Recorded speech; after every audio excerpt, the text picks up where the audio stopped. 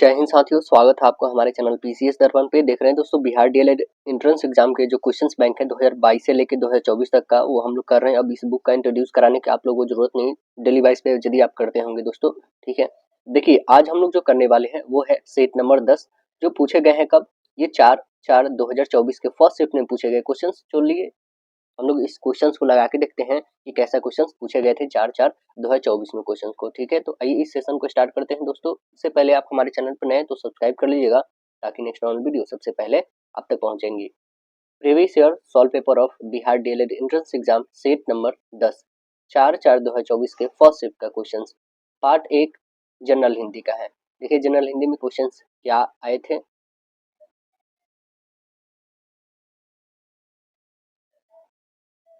Part 1 general Hindi questions कह रहा है क्या, व्यंजन संधि का उदाहरण आपको बताना है। कौन है इसमें व्यंजन संधि का उदाहरण कौन है? तो व्यंजन संधि का नयन, नयन किस संधि का उदाहरण है? तो नयन बताइएगा अयादी संधि का उदाहरण है। विद्यार्थी बताइएगा, तो विद्यार्थी बता दे दीर्घ संधि का उदाहरण है। संगम आपका है व्यंजन संधि का उदाहरण। यशोदा किस संधि का उदाहरण है? यशोदा विसर्ग संधि का उदाहरण है। तो ऑप्शन नंबर हम लोग का राइट सी बताइएगा। किस शब्द में कर्मधारय समास नहीं है? किसमें कर्मधारय समास नहीं है? देखिए नीला, नीलाम्बुज, नीलाम्बुज इसमें आपका कर्मधारय समास है, इसमें कर्मधारय समास है। चंद्रमुखी, चंद्रमुखी में कौन सा है? इसमें भी ये जो है कर्मधारय समास है। पुरुषोत्तम, पुरुषोत्तम में भी कर्मधारय समास है। चौपाई इसमें कर्मधारय समास नहीं है, इसमें द्विगु समास है। तो आंसर हम लोग का राइट आंसर डी करेक्ट बताइएगा। कवि श्रेष्ठ में कौन सा समास है? कवि श्रेष्ठ में बताइएगा कौन सा समास है?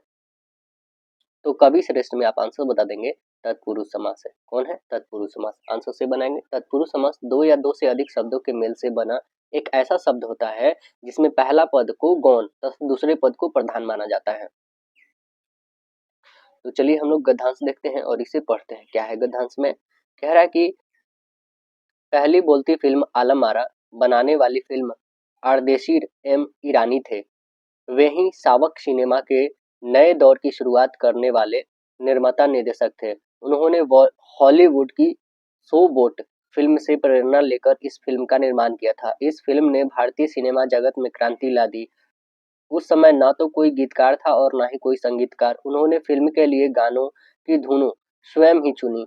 इस फिल्म के संगीत में केवल 3 वाद्यों तबला, हारमोनियम और वायलिन का प्रयोग किया गया है। आर्देशीर की कंपनी ने भारतीय फिल्म उद्योग के लिए 150 से अधिक मुख्य और लगभग 100 सावक फिल्में बनाई। इस फिल्म में भविष्य के कई स्टार और तकनीशियन भी दिए। इस फिल्म की नायिका जुबैदा और नायक जो है विठल थे। इनके अतिरिक्त इस फिल्म में सोहराब मोदी, पृथ्वीराज कपूर, याकूब और जगदीश सोठी जैसे कलाकार भी थे, जो आगे चलकर फिल्म उद्योग को बहुत ऊंचाइयों तक ले गए। तो क्वेश्चन हमसे क्या पूछा गया है? क्वेश्चन हम लोग से पूछा गया है कि आलम आरा फिल्म के नायक और नायिका कौन थे? अभी जैसे हम लोग ने पढ़ा नायक और नायिका कौन थे? तो विठल और जुबैदा। तो आंसर्स क्या बता देंगे? Right answer option number D बताइएगा। देखिए कह रहा है क्या, गिलास नीचे गिर गया और टूट गया वाक्य संयुक्त वाक्य में आपको बदलना है। गिलास नीचे गिरा और टूट गया, तो क्या होना चाहिए? गिलास नीचे गिरा और टूट गया। गिलास नीचे गिरा और टूट गया, ये तो संयुक्त वाक्य है ही। तो आंसर नंबर ऑप्शन ए बताइएगा। कह रहा परीक्षाएं समाप्त हुई और हम घूमने चले गए, वाक्य का मिश्र वाक्य रूपांतरण करना है। क्या होगा? जैसे ही परीक्षाएं समाप्त हुई वैसे ही हम घूमने चले गए। तो आंसर हम लोग का ए करेक्ट बताइएगा। देखिए आगे प्रोबेशन, प्रोबेशन पीरियड का हमें मतलब बताना है। क्या होगा? प्रोबेशन पीरियड का मतलब होता है दोस्तों परिवीक्षा काल। आंसर्स क्या बताएंगे? परिवीक्षा काल होता है प्रोबेशन पीरियड मतलब।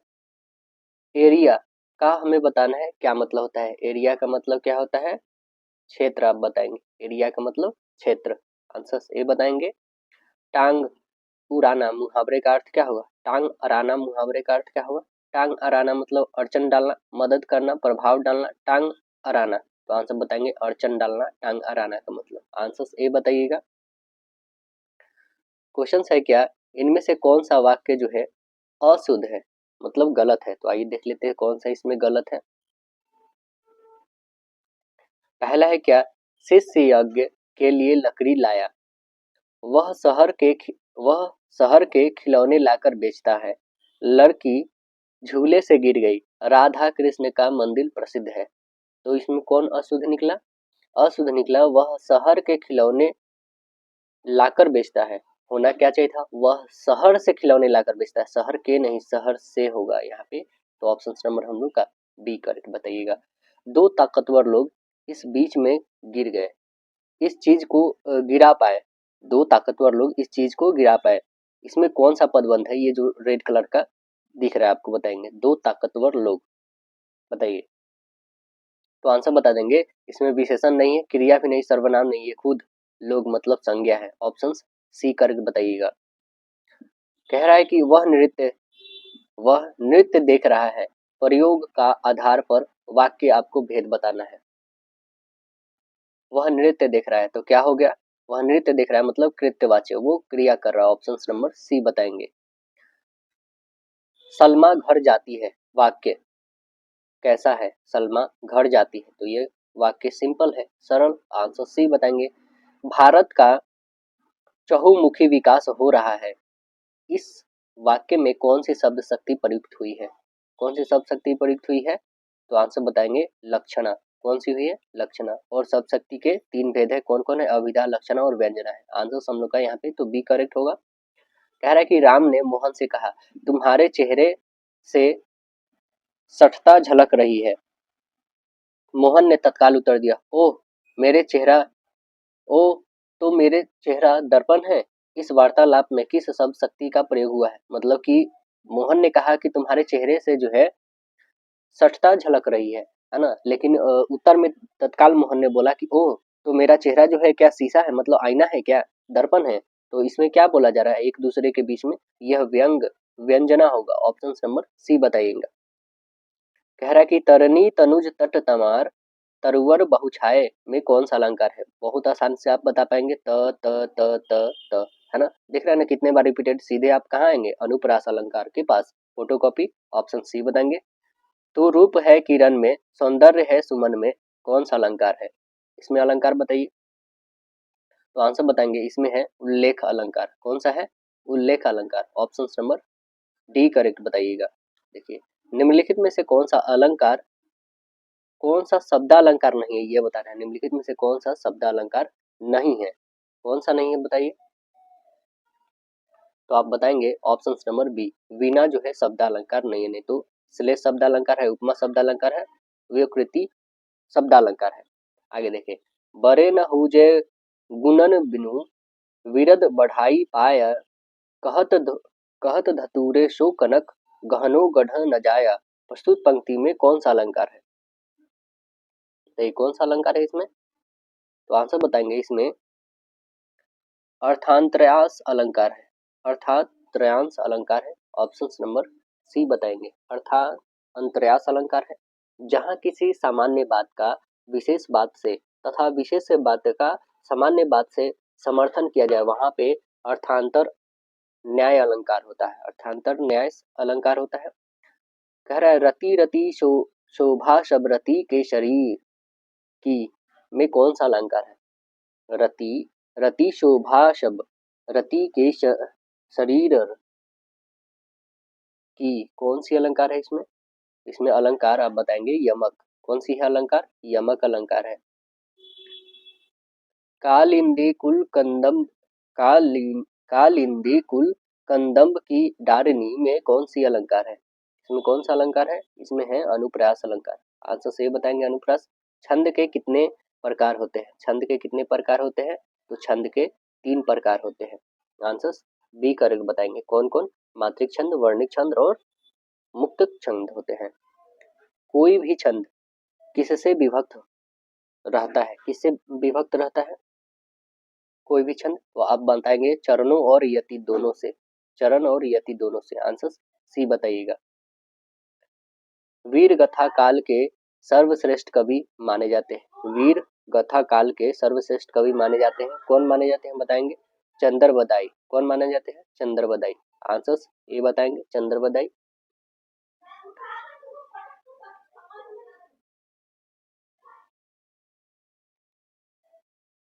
आगे क्वेश्चन है क्या हम लोग का, किलक अरे मैं नेह निहारू इन दांतों पर मोती वारू में कौन सा रस है? कौन सा इसमें रस है बताइए? तो आंसर बता देंगे, इसमें है वत्सल्य रस। कौन सा है? वत्सल्य। आंसर सी बताइएगा। पार्ट 2 मैथमेटिक्स का देखिए क्वेश्चन है कि निम्नलिखित में कौन अपरिमेय नहीं है? अपरिमेय हमें नहीं ढूंढना, मतलब परिमेय है ना। तो ये देखेंगे √5 तो ये निकलेगा नहीं, ये तो आपका अपरिमेय है, ये तो होगा नहीं। ये 9 का 3 होता है, 16 का 4 होता है, ये तो परिमेय आ गया, ऑप्शन नंबर बी ही दिख गया। ये भी होगा नहीं, ये भी होगा नहीं, ऑप्शन नंबर बी करेक्ट बता दीजिएगा। यदि दो संख्याओं का गुणनफल दिया हुआ 15,870 उसका महत्तम समप्रतक 23 है तो लघुत्तम समप्रतक बता देना है। तो क्या हो जाएंगे, देखिए एक फॉर्मूला होता है क्या, first number into second number equal होता है LCM इंटू HCF, है ना। तो first number and second number का प्रोडक्ट दे रखा है हम लोग के पास इतना 15,870 दिया हुआ, जिसमें आपका महत्तम समप्रतक 23। तो 23 से बस इसे डिवाइड कर दीजिए, 23 से डिवाइड करिए कितने टाइम्स में कटेगा, तो ये कटेगा 6, 9 आएगा, 0 है तो 0। ऑप्शन नंबर ये बताएंगे 690 टाइम में कटेगा। देखिए कह रहा है क्या, 4052 और 420 का महत्तम समप्रतक हमें बताना है क्या होगा। एक से तो होगा बट एक नहीं लेना है, और भी बहुत सारे नंबर है देखेंगे, 2 से और 3 और 4। तो पहले देखिए क्या ये 3 से कटने वाला है, बिल्कुल कटेगा। क्या ये 3 से कटेगा, तो 3 से काटेंगे, 3 एकम 3 और 0 3 3 9 कैरी 1 3 5 बिल्कुल नहीं, तो 3 भी नहीं होगा। अब बच गए 2 या तो 4, है ना। 2 से तो कंफर्म कटेगा, क्या 4 से देख लेते कटेगा, यस 4 से कटेगा, 4 से ये भी कटने वाला होंगे, हाँ बिल्कुल कटेगा, यानी HCF हम लोग बताएंगे 4 होगा, है ना, 2 नहीं, क्योंकि सबसे छोटा नहीं बचता है, हायर कॉमन फैक्टर होता है महत्तम समप्रतक, मतलब हायर आपको बता दें, तो ऑप्शन नंबर डी करेक्ट हो जाएगा यहाँ पे। कह रहा है कि एक बहुपद जिसके शून्यकों का योग 0 तथा शून्यक 3 हो तो वह बहुपद होगा कौन सा, बताइएगा। तो देखिए ऑप्शन बेसिस पे आप उठा के बना सकते हैं। सपोज करिए हमने पहला ही उठाया ऑप्शन, ओके, पहला ऑप्शन उठा के देखिए कि एक्स स्क्वायर है और माइनस में 3 है, क्या हमारा ये फुलफिल कर रहा है कि नहीं, ठीक है ना। जिसमें हम मान लेते हैं पहला हमारा शून्य क्या है, पहला हम अल्फा ले लेते हैं और दूसरा तो दिया हुआ है, दूसरा 3 दिया हुआ है जो हमारा बीटा है ना। अब देखिएगा alpha plus beta, alpha plus beta ये कितना होगा, अल्फा तो ए रहेगा, बीटा का वैल्यू 3, मतलब आप क्या बता देंगे, अल्फा प्लस बीटा यहाँ पे 0 हो जाएगा, ओके ना। अल्फा प्लस बीटा 0, तो अल्फा इक्वल क्या हो जाएगा हमारे पास 0 और -3, ये 3 जाके उधर घटेगा, मतलब अल्फा की वैल्यू कितनी आ जाएगी, माइनस में 3, आप बता दीजिएगा, माइनस में 3 होगा ना। अब देखिएगा यहाँ पे जो हमारे पास -3 आया है, अब हमें बहुपद निकालना है। बहुपद निकालने का क्या होता है फॉर्मूला, देखिए यहाँ बहुपद कैसे निकालते हैं हम लोग, तो बहुपद निकालते हैं हम लोग कि एक्स स्क्वायर माइनस मूल्यों का योग, मतलब अल्फा प्लस बीटा होता है मूल्यों का योग, और यहाँ पे होता है एक्स, और प्लस मूल्यों का गुणनफल, मतलब अल्फा इंटू बीटा होता है। चलिए रखते हैं हम लोग, एक्स स्क्वायर तो रहेगा, alpha plus beta, alpha plus beta की वैल्यू अभी जस्ट हम लोग ने देखा है कितना आया था, अल्फा प्लस बीटा की वैल्यू 0 आया है, यहाँ पे है ना अल्फा प्लस बीटा का 0, एक्स में करेंगे तो 0, alpha into beta, alpha into beta यदि दोनों का गुणनफल करेंगे हम लोग तो हमारे पास a -3 आया है, और बीटा कितना था मेरा 3, 3 में गुणा करेंगे कितना आ जाएगा, तो आप बताएंगे कि माइनस में 9 आएगा, आएगा ना। तो एक्स स्क्वायर और माइनस में हमारा 9 आ रहा है। अब देख रहे हैं ये फुलफिल ही नहीं हो रहा है, मतलब ऑप्शन वो देखिए जो ये आया है ना वही आंसर बनेगा, एक्स स्क्वायर -9 है क्या ऑप्शन नंबर में, तो एक्स स्क्वायर -9 यस ऑप्शन है, तो ऑप्शन नंबर आपका डी करेक्ट हो जाएगा, है ना। ये कोई नहीं होंगे, करेक्ट आंसर डी बताइएगा। देखिए आगे क्वेश्चन है, समीकरण दिया हुआ है ax plus B Y b1 y plus c1 equal 0 है, a2x plus b2y plus c2 equal 0 है, का हल क्या होगा यदि a1 upon a2 doesn't equal b1 upon b2 हो तो आप बताइएगा ना, यहाँ पे अद्वितीय हल होगा, क्या होगा दोस्तों, अद्वितीय हल होगा यहाँ पे, है ना। आंसर आप ऑप्शन नंबर बी बताइएगा, जब ये कंडीशंस रहते हैं तो ये सीधे हम लोग बताते हैं इसे अद्वितीय हल। आगे क्वेश्चन है क्या हम लोग के पास, जिस समीकरण निकाय का अद्वितीय हल होता है वह समीकरण निकाय क्या कहलाता है, वह समीकरण निकाय अविरोधी कहलाता है, क्या कहलाता है, अविरोधी। आंसर बी बताइएगा। यदि आंकड़े का मान cos 0 degree, cos 30 degree, cos 45, cos 60, cos 90 के रूप में हो तो इसका माध्यिका हमें बताना है कि क्या हो जाएगी। तो चलिए इसका माध्यिका हम लोग निकालते हैं। cos 0 का वैल्यू चलिए यहीं पे हम लोग रखते हैं। cos 0 का वैल्यू 1 होता है। ओके। cos 30 का वैल्यू √3/2 होता है। cos 45 का वैल्यू 1/√2 होता है। cos 60 का वैल्यू 1/2 होता है और cos 90 का वैल्यू 0 होता है। अब माध्यिका हमें निकालना है तो माध्यिका मिड वाला होता है, इधर से दो हटा दो तो क्या आ गया 1/√2 वाला। तो माध्यिका हमें सीधे दिख रहा है 1/√2 कहाँ पे है 1/√2। ऑप्शन नंबर सी बताइएगा। देखिए कह रहा है कि 50 प्रश्न वाले जांच परीक्षा में प्रत्येक सही उत्तर के लिए 2 अंक तथा प्रत्येक गलत के लिए -1/2 अंक दिए जाते हैं। एक परीक्षार्थी ने उस जांच परीक्षा में सभी प्रश्न का प्रयास किया तथा कुल 40 अंक प्राप्त किया तो उसने कितने प्रश्न सही किए थे। तो आइए हम लोग बना के देखते हैं कि कितने उसने प्रश्न को सही किए। हम मान लेते हैं सही प्रश्नों की संख्या कितना है x। मान लीजिए कितना है सही जो प्रश्न किया है वो x है और गलत जो प्रश्न किया है टोटल कितना है तो 50 में से x घटा दो तो वो गलत का आ जाएगा। अकॉर्डिंग टू क्वेश्चन से क्या है कि x जो मिलेगा ना वो 2 नंबर मिलेंगे, लेकिन जो गलत करेगा तो गलत कौन है 50 माइनस x, उसे काट लिए जाएंगे कितने माइनस में 1/2 नंबर काट लिए जाएंगे। तो कितना वो ऑब्टेन करता है 40 नंबर। बस अब इसे सॉल्व कर लेंगे हम लोग। चलिए सॉल्व करते हैं। ये हो जाएगा आपके पास 4x प्लस में हो जाएगा 50 और माइनस में हो जाएगा x और माइनस में 1 रहेगा इक्वल 80 हो जाएगा। 4 2 जा 80 हो जाएगा। अब देखिए यहाँ पे कैलकुलेट करेंगे तो ये हो जाएगा 4x माइनस में 50 और प्लस में x रहेगा इक्वल में 80। इधर भेज देंगे तो ये 415x हो जाएगा और 8 और इधर 5 कितने हो जाएंगे 13 130 हो जाएगा। x की वैल्यू निकालोगे 5 से काटेंगे तो 5 दूना 10 और 5 छके 30। मतलब उसने जो है सही कितना किया था तो 26 प्रश्नों को सही किया था। गलत आप निकाल सकते हैं 50 में से 26 घटा लेंगे तो आंसर हम लोग का क्या बनेगा। उसे हमसे बस सही पूछा गया कितना किया है तो सही 26 प्रश्न को किया था। ऑप्शन बी बताइएगा। द्विघात समीकरण ax square plus bx plus c equal 0 मूल दिया हुआ साइन अल्फा कॉस अल्फा हो तो बी स्क्वायर बराबर क्या होगा ये हमें बता देना है। चलिए बी स्क्वायर बराबर हम लोग निकाल के देखते हैं क्या आ रहा है यहाँ पे। पहले तो हम लोग लेंगे क्या दोस्तों जो हमारे पास दिया गया है वो रखते हैं। क्या है ax स्क्वायर प्लस bx और प्लस c इक्वल में 0 है। इतना तो है। दो मूल हमारे पास दिए हैं क्या है साइन अल्फा और एक और दिया हुआ है क्या हमारे पास कॉस अल्फा, यही ना दिया हुआ है। अब देखिए आपको पता है कि a प्लस बी मतलब अल्फा जो हमारे मूलकों का योग होते हैं माइनस बी बाई ए होते हैं ना, तो हम लोग लिखेंगे यहाँ पे sign A plus cos B cos A ही ये क्या होगा माइनस बी बाई ए होगा क्योंकि मूल्य यही है ना माइनस बी बाई ए। ये फर्स्ट इक्वेशन ले लेते हैं। दूसरा क्या होता है गुणनफल sine alpha into cos alpha equal क्या हो जाएंगे सी अपॉन ए। इसे दो इक्वेशन ले लेते हैं होंगे हमारे। समीकरण 1 और 2 से यदि हम लोग देखेंगे तो हमारा क्या हो जाएगा यहाँ पे आप लिखेंगे क्या कि साइन अल्फा और प्लस कॉस अल्फा का होल स्क्वायर है ना, क्योंकि यहाँ पे भी आपने मल्टीपल और यहाँ पे प्लस देखा, इसका हम लोग होल स्क्वायर करते हैं प्लस करके। तो हमारे पास क्या होगा साइन स्क्वायर प्लस में कॉस स्क्वायर।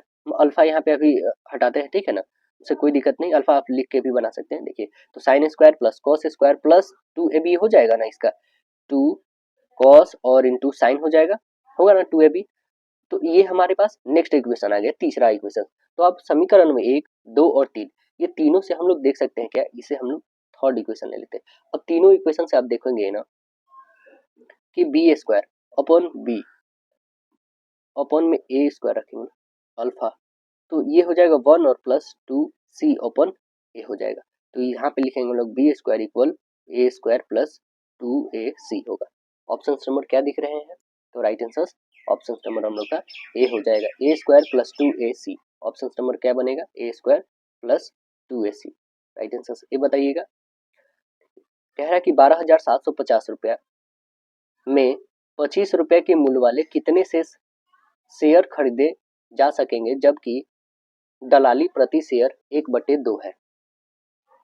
तो देखिए दलाली जो दलाली सहित जो प्रति शेयर का मूल्य है ना वो कितना हो जाएगा 25 और प्लस 1/2। तो जोड़ेंगे 25 दूना 50 और 1 51, मतलब हम लोग 51/2 इसका आधा करेंगे कितना आ जाएगा, तो आप बताएंगे 25.5 रुपया हो जाएगा। 51 का आधा इतना ही ना होगा, तो ये हो जाएगा।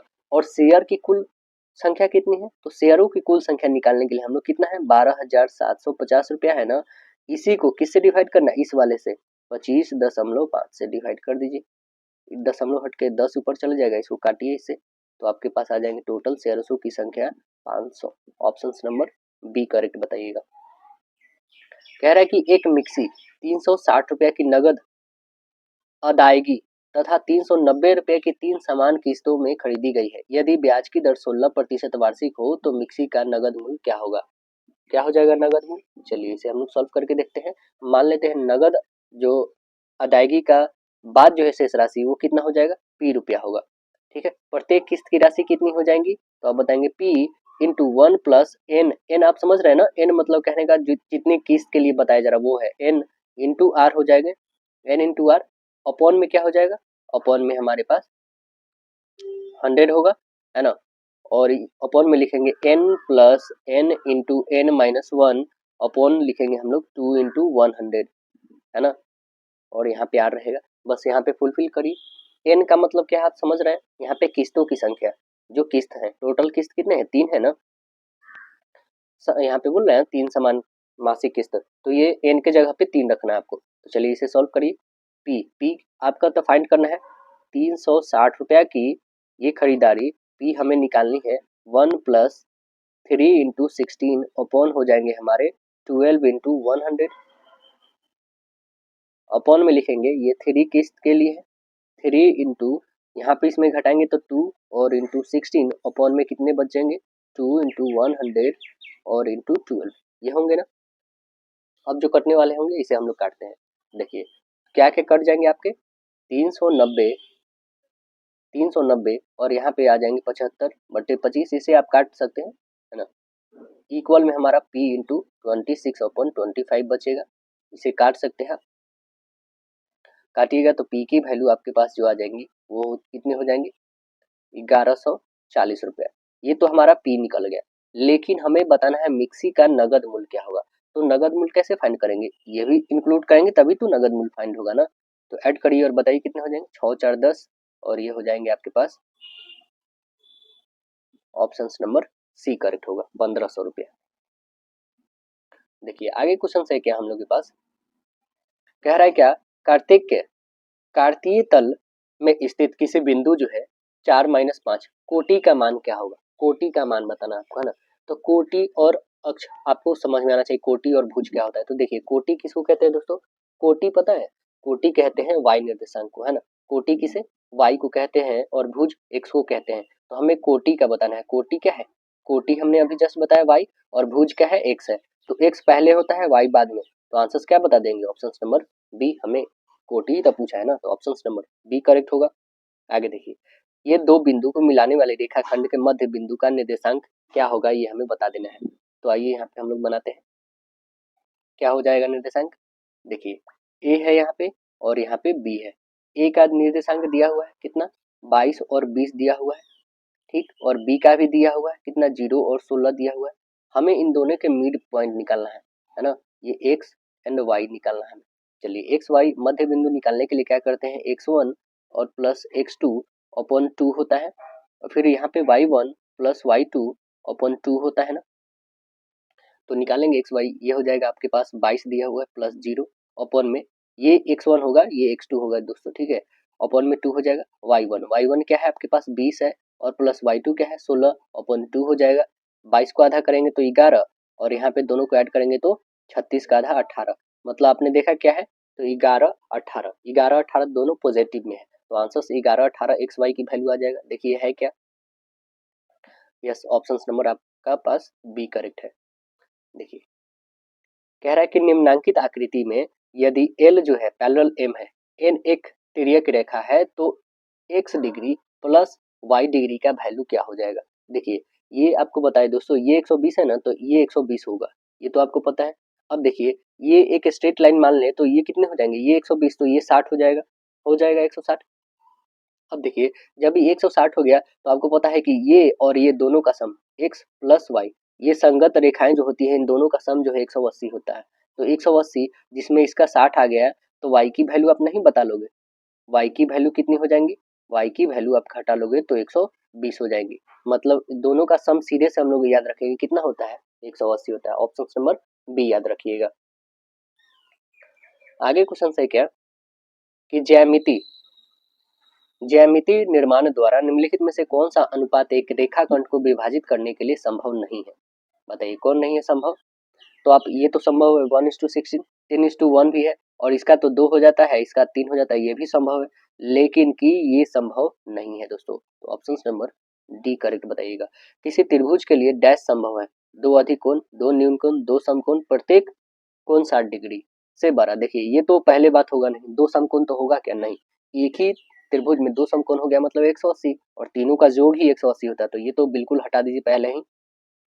आगे देखिए 2 अधिक कोण, 2 अधिक कोण कहने का मतलब 90 से ज्यादा, यदि 2 90 से ज्यादा हो जाएगा तो ये भी पॉसिबल नहीं है। प्रत्येक कोण 60 डिग्री से बड़ा, देखिए ये भी 60 डिग्री से बड़ा कहने का तात्पर्य ये भी नहीं होगा, है ना। प्रत्येक कोण जो है 60 डिग्री से बड़ा नहीं हो सकता है, मतलब एक कोण 60 डिग्री मतलब तीनों कोण 60-60 हो तो 180 बन जाएगा, लेकिन प्रत्येक कोण कहे 60 से बड़ा बड़ा रखे तीनों को तो ये तो पॉसिबल ही नहीं है। 2 न्यून कोण हो सकते हैं, ये संभव है। ऑप्शन सी बताइएगा। देखिए कह रहा है कि किनारे ए के घन का पृष्ठीय क्षेत्रफल बताना है। देखिए यदि घन का आपको पृष्ठीय क्षेत्रफल याद होगा बहुत ही आसानी से बना पाएंगे, 6 गुना भुजा स्क्वायर होता है, 6 गुना भुजा स्क्वायर। ऑप्शन नंबर सीधे बी आप लगाइएगा, है ना। आगे बताएंगे कि यदि एक घन का आयतन दिया हुआ है 1728 सेंटीमीटर क्यूब, तो इसे किनारे की लंबाई, देखिए ये 1728 जो है दोस्तों 12 का क्यूब है, 12 को 3 बार गुना करिएगा ना तो आपके पास 1728 आते हैं। तो आपको पता है कि घन का आयतन क्या होता है, भुजा क्यूब ही होता है, भुजा का क्यूब होता है। अब देखिए भुजा का क्यूब, ये क्यूब रूट इस पे आ जाएगा तो ये कितना बताइएगा, पेयर निकलेगा ना 3 का, तो एक ही निकलेगा। ऑप्शन नंबर बी बताइएगा 12। देखिए कह रहा है कि सबसे बड़ा आयतन सेंटीमीटर क्यूब में 4.2 सेंटीमीटर किनारे वाले घन से काटे जा सकने वाली लंबवृत्तीय शंकु हमें बताना है। तो आइए निकाल के देख लेते हैं हम लोग। देखिए घन की भुजा दिया गया है 4.2, शंकु की ऊंचाई भी यही है, तो शंकु का त्रिज्या कितना हो जाएगा, शंकु की त्रिज्या जो हो जाएगी वो 4.2 अपॉन में 2 हो जाएगी, काटेंगे तो कितना हो जाएगा 2.1 हो जाएगा। देखिए तो शंकु का आयतन होता है 1/3 पाई आर स्क्वायर एच होता है, रखेंगे 1/3, पाई का वैल्यू 22/7, आर की वैल्यू 2.1 गुने 2.1, एच की वैल्यू 4.2। चलिए इसको काटते हैं हम लोग, तो ये डेसिमल को हटाइए, यहाँ पे भी डेसिमल को हटा देंगे, 7 से काटेंगे 3 टाइम में, ये 3 से काटेंगे 7 टाइम में, है ना। अब तो कोई कटने वाला है नहीं, अब 10 रहता है तो डिविजिबल करने में आपको इजी हो जाएंगे। तो आपके पास बच के क्या गए 22 इंटू 21 इंटू 4.2 बच गए, अपॉन में कितने 100 आ गए, है ना। इसे मल्टीपल करके डिवाइड आप करोगे तो आपके पास 19.4 सेंटीमीटर क्यूब आएंगे। देखेंगे 19.4 है क्या, यस ऑप्शन नंबर आपके पास है, राइट आंसर डी करेक्ट है आपके। कह रहा है यदि 4 लगातार विषम संख्याओं का माध्य 6 है तो सबसे बड़ी संख्या क्या हो जाएगी, सबसे बड़ी संख्या क्या हो जाएगी। देखिए 4 लगातार विषम संख्याओं का माध्य, तो पहला तो है 3, उसके बाद 5, उसके बाद 7, उसके बाद 9। अब देखिए ये 4 लगातार विषम संख्याओं का माध्य कितना दिया हुआ है 6, तो सबसे बड़ी संख्या कौन सी हो जाएगी, सबसे बड़ी संख्या यहाँ पे दिख तो रही है 9, तो ऑप्शन सी इसमें पूछना क्या है, राइट आंसर बी बता दीजिएगा। आगे देखिए आगे क्वेश्चन कह रहा है क्या कि किसी आवृत्त वितरण का माध्यक तथा बहुलक क्रमशः 26 और 29 है तो माध्य क्या होगा। देखिए इसका फॉर्मूला होता है, यदि आपको याद होंगे तो बहुत ही आसानी से आप बना पाइएगा। क्या होता है बहुलक, मतलब मोड बराबर क्या होता है 3 इंटू मीडियन माइनस होता है 2 इंटू मीन। कहने का तात्पर्य है कि बहुलक बराबर 3 गुने माध्यिका माइनस 2 गुने माध्य होता है। तो हमारे पास क्या क्या दिया हुआ कि माध्यक दिया हुआ है और बहुलक, माध्यक दिया हुआ है तो 3 और गुने माध्यक कितना है 26 माइनस 2 गुने हमें मीन फाइंड करने हैं, बहुलक तो दिया हुआ है हमारे पास 29। अब देखिए इक्वल में है, ये 26 और 3 में गुना करेंगे कितने हो जाएंगे, तो ये हो जाएंगे आपके पास 78, है ना। 78 माइनस 2 इंटू मीन इक्वल में 29। अब देखिए 29 जो है क्या ये हम लोग इधर भेज दे, इसको इधर भेज दे, तो आप बताएंगे कि 2 मीन इक्वल हो जाएगा 78 और माइनस में आ जाएगा 29। ये घटाएंगे तो कितने हो जाएंगे, ये आपके पास 49 अपॉन में 2m, इसे काटेंगे तो हमारे पास कितना आ जाएगा 24.5, 24.5 है क्या, देखिए ऑप्शन नंबर 24.5। तो यस आप बताएंगे 24.5, right answer option number B correct है आपका। देखिए आगे कह रहा है क्या, निम्न वितरण में माध्यक वर्ग की उच्च सीमा बताना है। माध्यक वर्ग की उच्च सीमा कौन सी है, पहले तो वर्ग यहाँ पे आप देख लेंगे, ये वर्ग है आपका, है ना, और ये बरमवर्ताएं हैं। अब संचयी बरमवर्ता निकाल लेंगे तो ये कितने हो जाएंगे, ये तो 13, 13 10 कितने हो जाएंगे 23, और इसमें ऐसा ही इंक्लूड करके बनाया जाता है, ये 38, और ये कितने हो जाएंगे आपके पास 38, और इसे जोड़ेंगे तो 46, और सभी को इंक्लूड कर लेंगे तो ये हो जाएगा 57। ओके, मतलब ये सभी का जोड़ जो है 57, ये कंफर्म आएगा आपका, बरमवर्ता 57 टोटल आएगा। अब देखिए हमें क्या बताना है कि उच्च सीमा वाला बताना था, उच्च सीमा वाला कौन है, तो हमारे पास n जो आया है वो कितना है 57 आया है, 57 को 2 से डिवाइड करिए कितना आ गया 28.5 आ गया, तो ये 28.5 ये किसके बीच मध्य में आ रहा है 28.5, तो 28.5 आप बता दीजिएगा, ये 12 और 17 के बीच में आ रहा है, कैसे आ रहा है, तो देखिए 28.5 कहाँ से निकालेंगे, ये जो हम लोग ने संचयी बरमवर्ता निकाला है 13 23 है ना, 13 23 38 और यहाँ पे 46 और यहाँ पे 57, तो आपने देखा है कितना है हम लोग के पास आया है, तो 28.5 आया था, डिवाइड किए हैं तो n/2 को 57 को, तो आधा किया है 28.5। अब देख रहे हैं ना 23 से 12 और 38 से कम, तो इसी में ना आएगा ये 12 से 17 के बीच में, तो ये 12 और 17 जो हमारा वर्ग है ना, इसमें पूछ रहा है उच्च सीमा कौन है, तो उच्च सीमा 17 ही तो है, तो ऑप्शन नंबर इसमें पूछना ही नहीं है, ऑप्शन ए करेक्ट हो जाएगा 17। देखिए आगे कह रहा है क्या कि cos 15 degree, cos 15 degree cos 7 सही 1/2 डिग्री sin 7 सही 1/2 डिग्री का मान क्या होगा, ये हमें बताना है। चलिए इसे सॉल्व करते हैं हम लोग, क्या आ रहा है आंसर, देखिए cos रखेंगे हम cos 15 डिग्री, ओके, और यहाँ पे हम लोग 2 कॉमन कर लेते हैं, तो क्या बचेंगे cos 7 सही 1/2 डिग्री इंटू हो जाएगा sin 7 सही 1/2 डिग्री, ये होंगे, अपॉन में क्या रहेगा 2।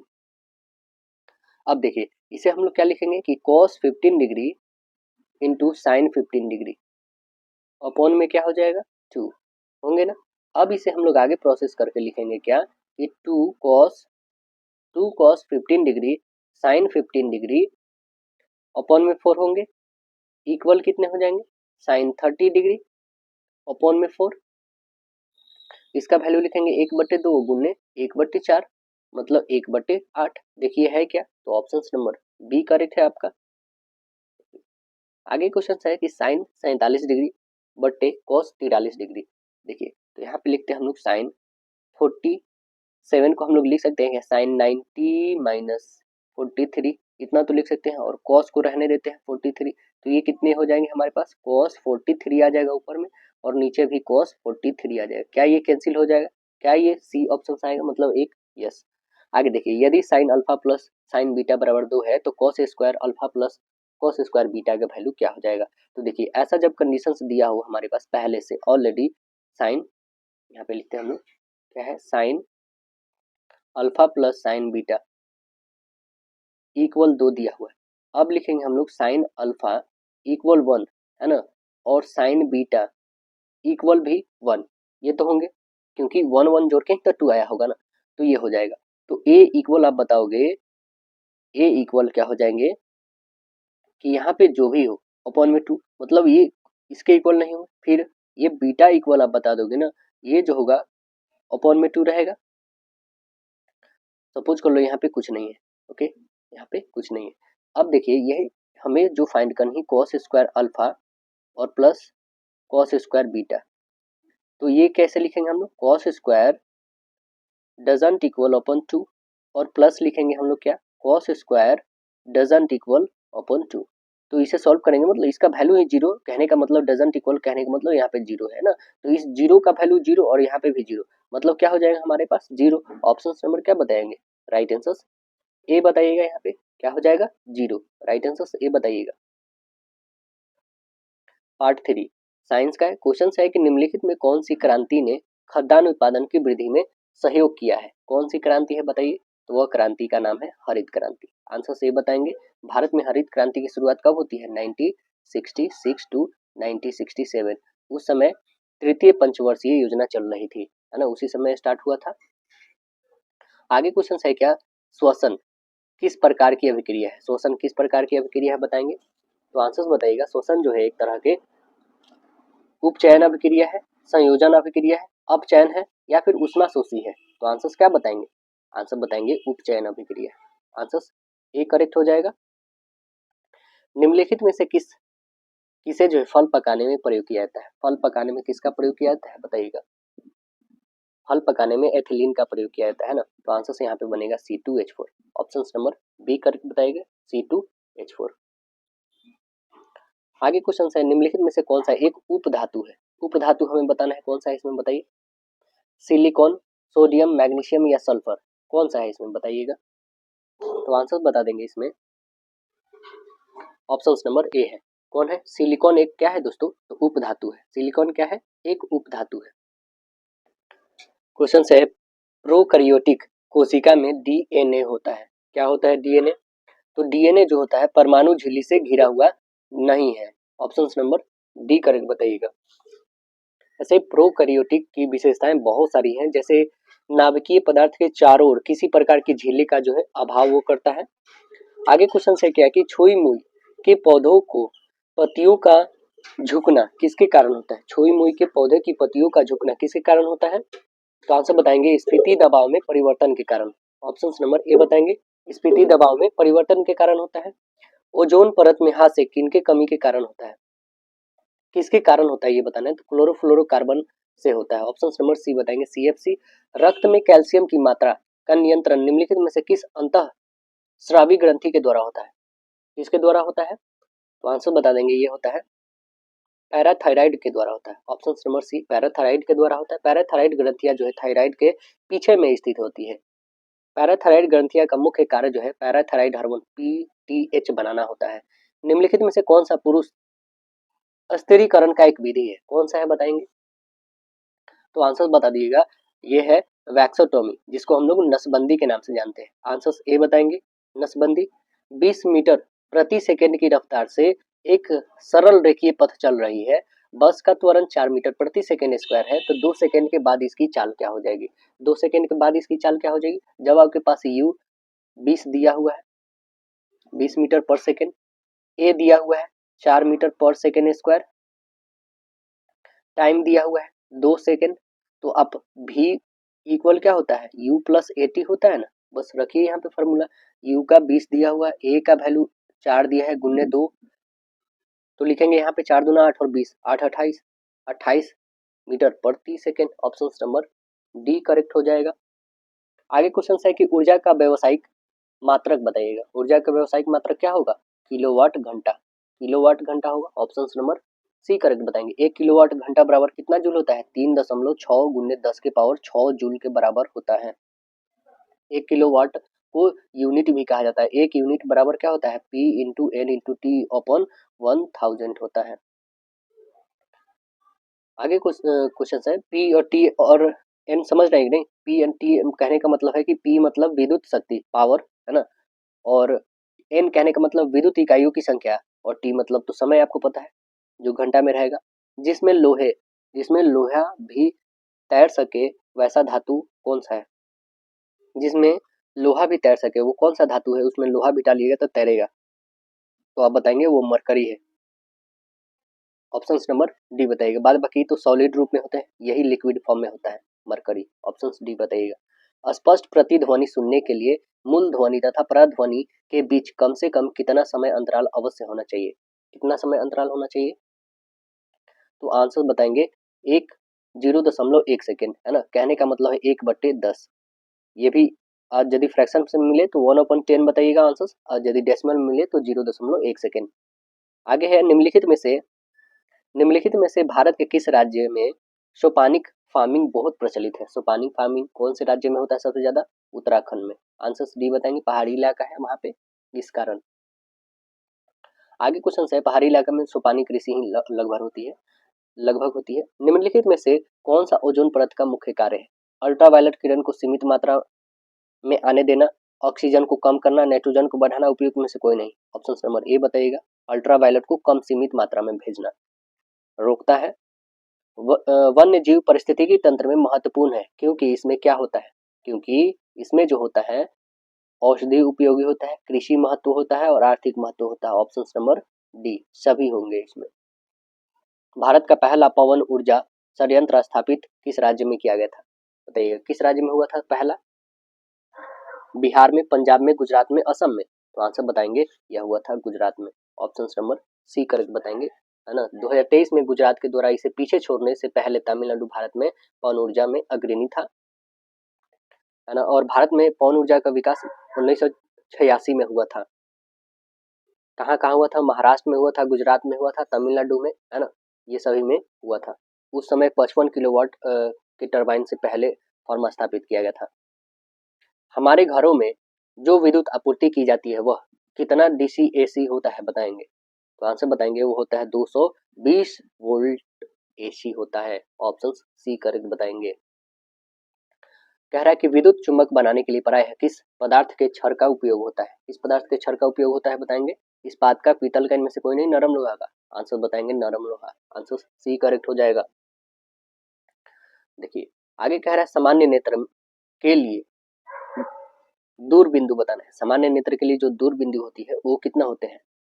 तो आंसर बताएंगे वो इनफाइनाइट होता है। ऑप्शन नंबर डी, है ना। नियरेस्ट पूछा जाएगा तो कितना होता है? 25 सेंटीमीटर।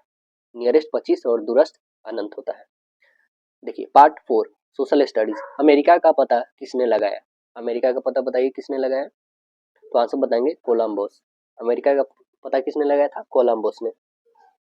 उसके जाने का रास्ता पता लगाया था अमेरिका का कोलंबस ने। कब? 1492 में। और 98 में वास्को डी गामा ने भारत की। तिलका माझी को किस वर्ष फांसी दिया गया था? तिलका माझी को किस वर्ष इनको फांसी दिया गया था? तो आप आंसर बताएंगे 1785 में दिया गया था। आंसर सी करेक्ट बताएंगे। 13 जनवरी 1785 को भागलपुर में फांसी दे दिया गया था। निम्नलिखित में से कौन सा कभी भी राष्ट्र संघ का सदस्य नहीं था, बताइएगा कौन सा नहीं था?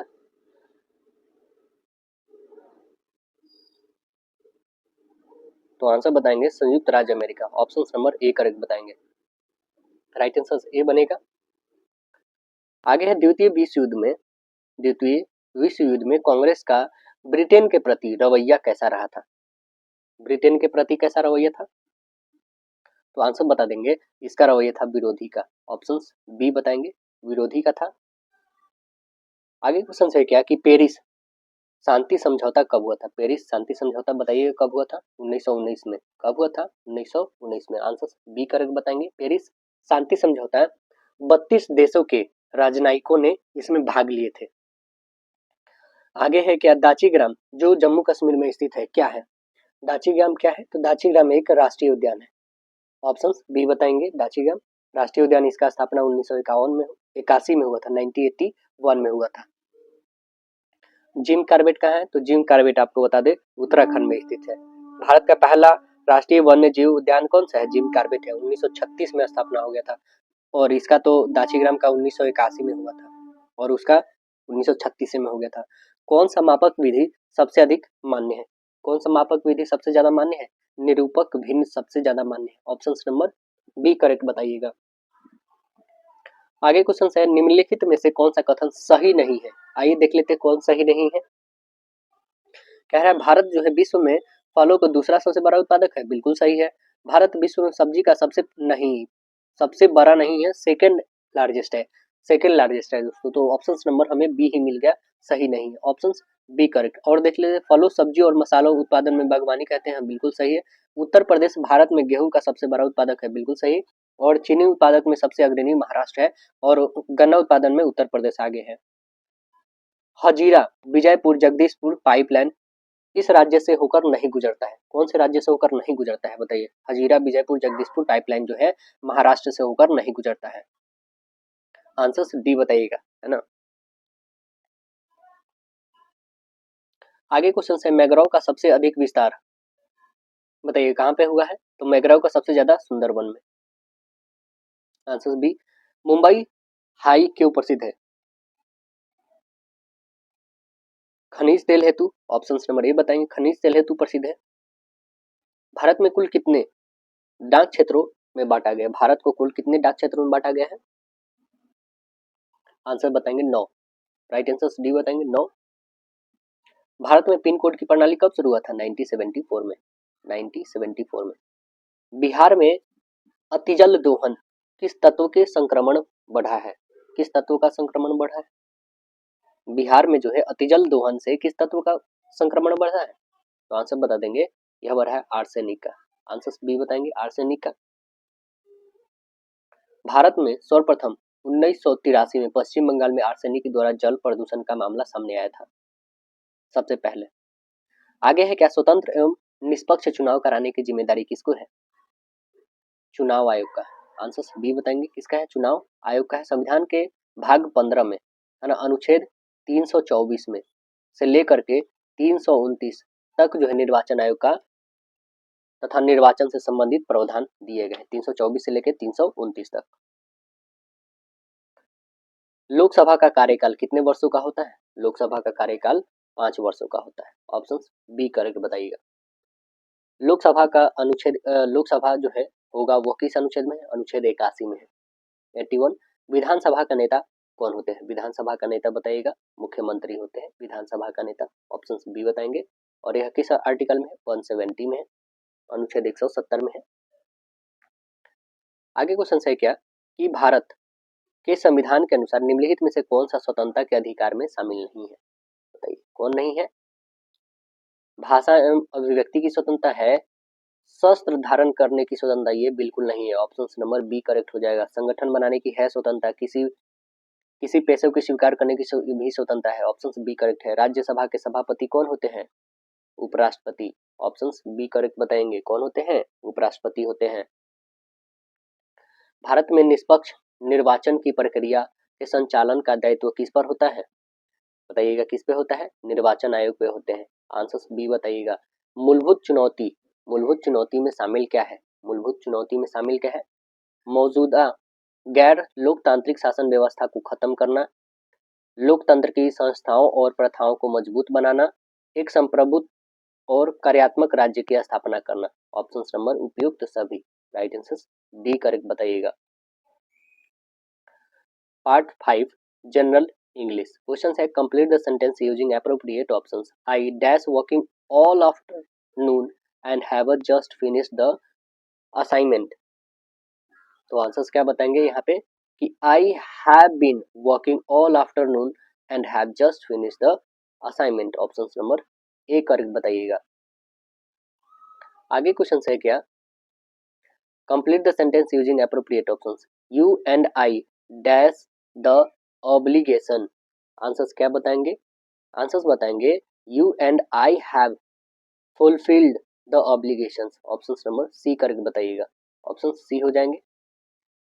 Select the most appropriate option to change the sentence from direct speech to indirect. क्या है? He said I shall be in Mumbai on Sunday. तो आंसर्स क्या बताएंगे?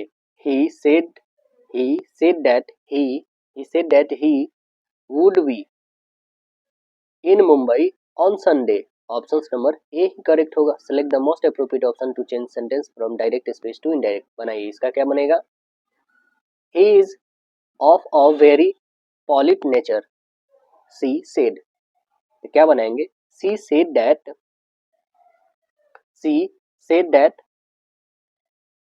ही वॉज, है ना, she said that he was of a very polite nature. Option number B correct बताइएगा। Pick out the non finite verbs हमें देखना है सेंटेंस में। He told me to go. बताइए इसमें नॉन फाइनाइट क्या है? He told me to go. तो आंसर्स क्या बताएंगे? ऑप्शन नंबर आपका बी होगा। यहाँ पे गो जो है non finite verbs, option number B correct बताइएगा। देखिए, pick out the non finite verbs in a given sentence.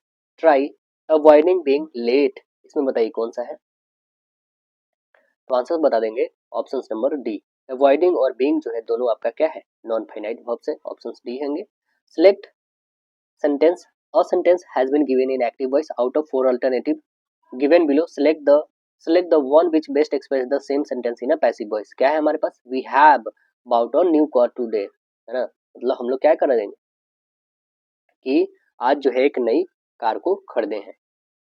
तो बताइएगा क्या हो जाएगा, इसका वॉइस बनाएंगे तो वॉइस बनाइएगा तो इसका होगा a new car has been bought by us today. Option number D correct होगा, मतलब हम लोगों के द्वारा आज एक नई कार खरीदी गई। आगे है which brackets is generally use to mathematics और technical writing.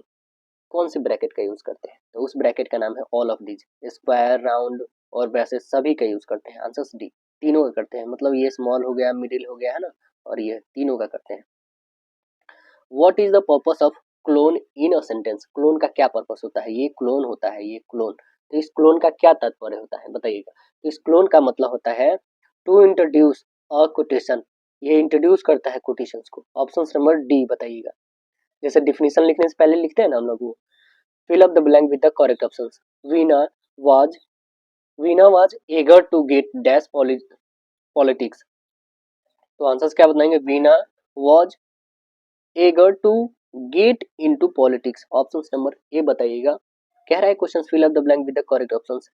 Mount Everest is 8850 metre dash sea level. Answer बताएंगे above sea level. Option C होगा। Which of the following can be used as cohesive device. क्या होंगे बताएंगे, तो answers यहाँ पे बताएंगे ना कि conjunction and adverb. Option number C correct बताएंगे, कंजक्शन एंड एडवर्ब।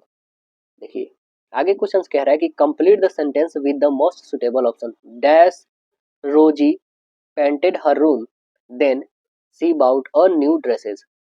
तो आंसर्स क्या बताएंगे यहाँ पे, फर्स्ट है ना, ऑप्शन नंबर बी बताएंगे। First Rosie painted her room है ना, then she bought a new dresses. Option B correct बताएंगे। Select the alternative which best express the meaning of items या phrases. A blessing in disguise. अब blessing in डिसगिव्स का मतलब होता है क्या है, इसका मतलब होता है दुख के भेष में सुख, दुख के भेष में सुख। तो ऑप्शंस क्या बताएंगे, a good thing that seems bad at first. Option number D बताइएगा। Select the alternative which best express the meaning of items या phrases. Make both ends meet, make both ends meet, इसका मतलब क्या होगा, इसका मतलब ही होता है दोस्तों किसी तरह से गुजारा करना। तो आंसर बताएंगे to have just enough money one needs. Option D बताएंगे।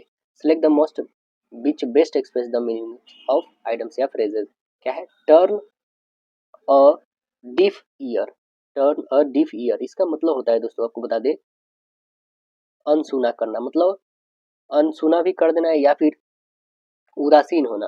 तो आंसर्स क्या बता देंगे, आंसर बताएंगे टू रिफ्यूज टू लिसन और to be indifferent. Option number C बताएंगे।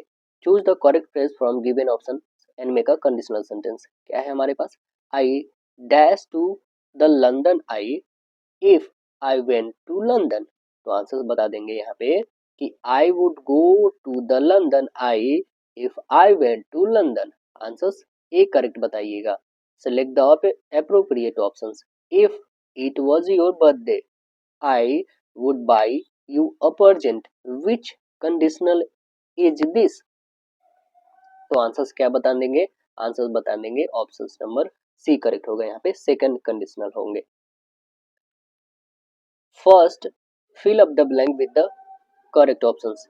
Etch body and each girl dash good. तो आंसर बताएंगे यहाँ पे गर्ल इज गुड। ऑप्शंस यहाँ पे सी करेक्ट हो गए। Fill up the blank with the correct options. Gulliver's travels dash an interesting book. तो आंसर बताएंगे इज, यहाँ पे इज होंगे correct answers. Option number A correct होगा।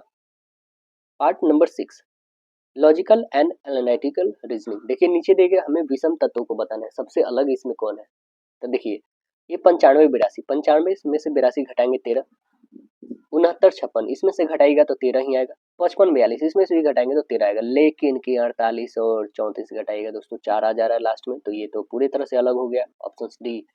अब बताइए इसमें प्रश्नवाचक के स्थान पे क्या आने वाला है। ये देखिए 7 पे, 7 के बाद 9, 9 2 11, 11 के बाद 13, मतलब एम से तो स्टार्ट होने वाला सभी है, ये काट दो एन से नहीं होगा। उसके बाद 12, 12 2 14, 14 2 16, 16 2 18, मतलब आर आने वाला है, एम के बाद आर सभी में है। आगे देखिए 15 2 17, 17 2 19, 19 2 21, 21 मतलब यू। ऑप्शन नंबर कौन सा है, राइट आंसर सी है। देखिए आगे क्वेश्चन है क्या कि खेल हॉकी टेनिस के बीच में संबंध कौन सा आकृति बताता है। खेल हॉकी और टेनिस, देखिए ये तो आपको पता है कि खेल के अंतर्गत टेनिस भी आता है और हॉकी भी आता है, तो कौन सा दिख रहा है, तो ये ऑप्शन नंबर आपका बी दिख रहा है, राइट आंसर बी करेक्ट बताइएगा। आगे देखिए, आगे कह रहा है एक दिए गए अक्षर से मिलाकर नहीं लिखा जा सकता है, वो कौन सा शब्द है। देखिए कमांडर लिखा गया है ना, इसे क्या नहीं लिख सकते हैं, इसमें ई है, COME है ना, COME है, ये है, तो ये नहीं लिखा नहीं लिखा जा सकता, ये तो लिखा जाएगा, मतलब ये सीधे से काट देंगे। डांसर देखते हैं हम लोग, डी भी है हम लोग पास, DAN, C भी है, E भी, R भी है, ये भी नहीं लिखा जाएगा। रेस, रेस के लिए देखेंगे तो R है, A भी है, C भी, E भी लिखा जाता है। और रिकॉर्ड, आप देखेंगे डबल R है क्या, नहीं, एक ही R है, यहाँ पे एक R है, यहाँ पे भी एक R है, मतलब ये नहीं लिखा जाएगा, तो ऑप्शन नंबर डी करेक्ट बताइएगा।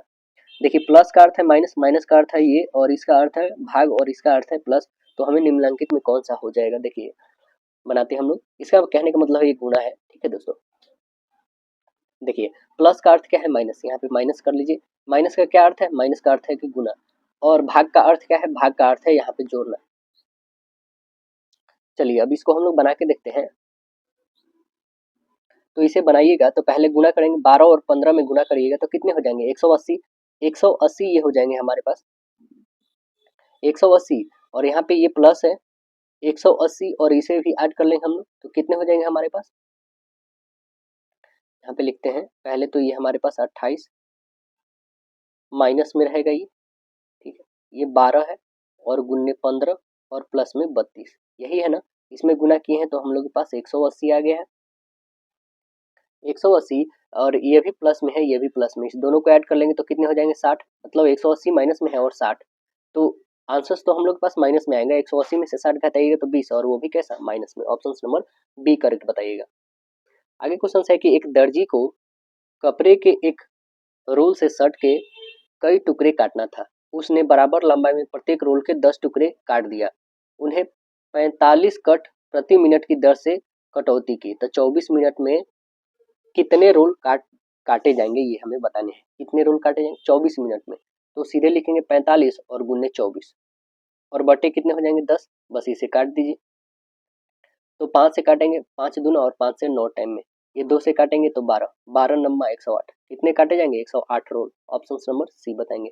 लुप्त तो हमें बताना है कौन सी संख्या आने वाली है यहाँ पे, तो देखिए इसे कैसे बनाएंगे हम लोग, यहाँ पे 16 है, 16 से 18 कितना बन गया 2, 18 2 20, 22 24, 26 2 28, तो ऑप्शंस देखिए, ऑप्शन नंबर आपका करेक्ट आंसर बी बताइएगा 28। इस श्रृंखला को देखना है और आगे बताना है क्या आने वाला है, 2 के बाद 4, 2 6, 2 8, 2 10, 2 12, ऑप्शन नंबर बी करेक्ट होंगे।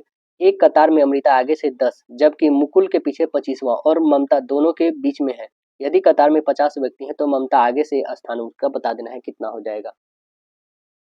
तो देखिए आगे से 10वां है, आगे से कितना है 10वां है, ममता तो बीच में है, मुकुल पीछे से 25वां है ना, तो टोटल कितने 50 है, तो सीधे से हम लोग लिखेंगे क्या यहाँ पे कि 10 घटे कितने टोटल 50 में से, और यहाँ पे माइनस कितने 25 होंगे, तो ये कितने हो जाएंगे 35, घटाएगा कितने हो जाएंगे 15, लेकिन कि कह रहा है क्या कि ये 15 तो होंगे और प्लस में 1 और प्लस कर देंगे हम लोग 10, ये अपन में 2, 16 का आधा मतलब 8 और प्लस 10, ये कितने हो जाएंगे 18वां क्रम जो हो जाएगा इसके, ममता आगे से कितने स्थान पे आ जाएंगी, यह 98वें क्रम पे, ऑप्शन सी बताइएगा।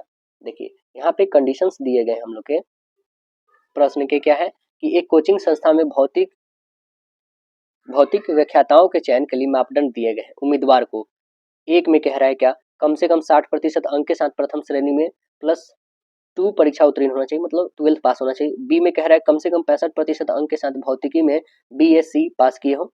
सी में कह रहा है कम से कम 2 साल के लिए शिक्षण का अनुभव हो। डी में कह रहा है कि 1/1/2014 को 25 वर्ष से कम और 35 वर्ष से अधिक होना चाहिए यदि सभी शर्तें संतुष्ट है, लेकिन देखिए कह रहा है कि मैं ऊपर जो बी सेक्शन है यहाँ पे बी, लेकिन स्नातकोत्तर है ना, तो ममता तो मामला जो है किनके पास भेजा जाएगा, यह मामला जो है कार्यकारी निदेशक ईडी के पास भेजा जाएगा। दूसरा कंडीशन देखिएगा, कह रहा है कि ऊपर सी, ये जो सी वाला है क्रम यदि तो लेकिन मार्केटिंग कर सकते हैं और मामला जो है उपाध्यक्ष को भेजा जा सकता है, और आगे देखिए, तो प्रश्न हम लोग से पूछा गया है, प्रश्न कह रहा है कि लक्ष्मी रतन जो मार्केटिंग का अनुभव है, उनका 70% का अच्छा अकादमिक रिकॉर्ड है और उनकी उम्र जो है 28 साल है, तो क्या होगा? यह कंडीशंस जो है, यह मामला जो है उपाध्यक्ष को भेजा जाना है। तो ऑप्शन नंबर सी करेक्ट बताएंगे। आशा है दोस्तों वीडियो पसंद आया होगा, फिर मिलते हैं नेक्स्ट सेशन में, जब तक के लिए धन्यवाद।